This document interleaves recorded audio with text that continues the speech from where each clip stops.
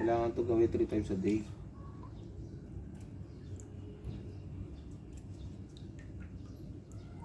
Dapat marami akong tanim na gantong damo. So ugasan ko pa ito ulit pagdating sa loob. Hawakan ko ng tubig bago pa kuluan.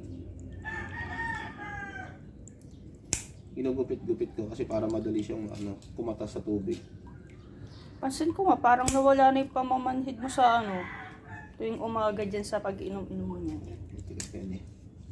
Ito, sakto lang to. Good, na to. Good for hugasan ulit. Habang papakulo ng tubig. Hugasan. Pag kumukulo na, tsaka isasalin to. Para kumatas dun sa tubig. At yun ang iinumin na iinumin natin yung sabaw niya. Yan.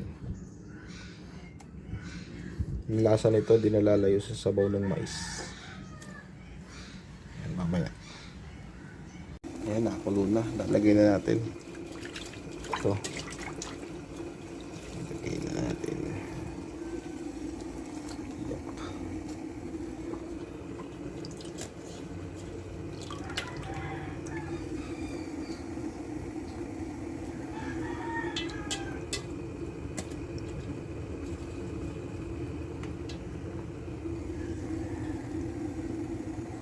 Sama din yan yung sariwa, yung bata pa na bulaklak. Tsaka yung tangkay.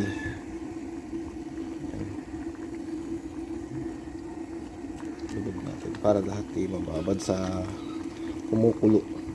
Bango, amoy kagad. Bango ng amoy. Amoy dahon. Yan. Antayin natin maging medyo brown yung mga dahon.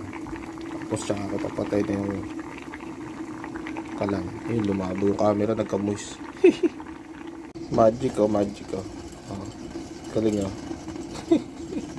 magic magic na.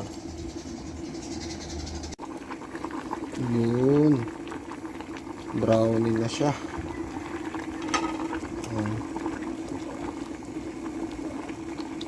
Tapos niya, kulay dilaw.